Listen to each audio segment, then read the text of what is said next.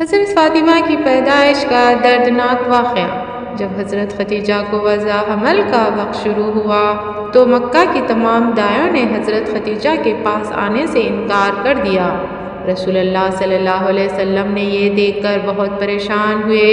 مکہ کے سرداروں نے نبی کے گھر کا گھیراؤ کر لیا تاکہ کوئی بھی دائی اندر نہ جا سکے، تو پھر حضور صلی اللہ علیہ وسلم نے خود ہی بسم اللہ الرحمن الرحیم حضرت فاطمہ رضی اللہ تعالیٰ عنہا، جن کا معروف نام فاطمہ زہرا رضی اللہ تعالیٰ عنہا ہے، حضرت محمد مصطفیٰ صلی اللہ علیہ وسلم اور خدیجہ بنت خویلد رضی اللہ تعالیٰ عنہا کی بیٹی تھیں۔ تمام مسلمانوں کے نزدیک آپ ایک برگزیدہ ہستی ہیں۔ آپ کی ولادت 20 جمادی الثانی بروز جمعہ بعثت کے 5ویں سال میں مکہ میں ہوئی۔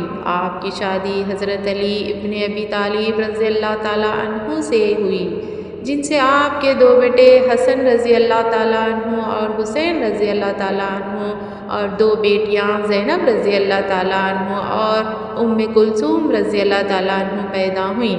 آپ کی وفات اپنے والد گرامی حضرت محمد صلی اللہ علیہ وآلہ وسلم کی وفات کے کچھ ماہ بعد میں ہوئی۔ آپ کی تربیت خاندان رسالت میں ہوئی، جو حضرت محمد صلی اللہ علیہ وسلم، حضرت خدیجہ رضی اللہ تعالیٰ عنہا، فاطمہ بنت اسد رضی اللہ تعالیٰ عنہا، سلمہ رضی اللہ تعالیٰ عنہا، الفضل رضی اللہ تعالیٰ عنہا کے چچا عباس کی زوجہ ہانی رضی اللہ تعالیٰ عنہا، اسماء بنت رضی اللہ عنہا، زوجہ جعفر طیاری رضی اللہ تعالیٰ عنہ، صفیہ بنت حمزہ رضی اللہ تعالیٰ عنہا وغیرہ نے مختلف اوقات میں کی۔ حضرت خدیجہ رضی اللہ تعالیٰ عنہا کے انتقال کے بعد حضرت محمد صلی اللہ علیہ وآلہ وسلم نے ان کی تربیت و پرورش کے لیے فاطمہ بنت اسد رضی اللہ تعالیٰ عنہا کا انتخاب کیا۔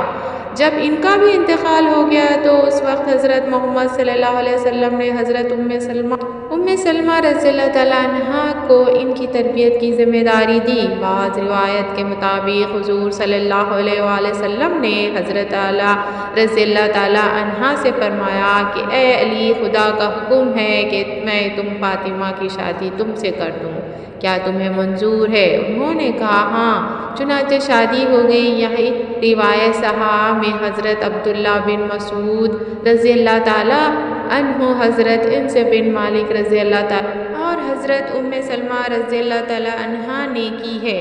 ایک اور روایت میں حضرت عبداللہ بن مسعود رضی اللہ تعالیٰ عنہ سے مروی ہے کہ رسول اللہ صلی اللہ علیہ وآلہ وسلم نے فرمایا، اللہ نے مجھے حکم فرمایا ہے کہ میں فاطمہ رضی اللہ تعالیٰ عنہا کا نکاح علی رضی اللہ تعالیٰ عنہ سے کر دوں۔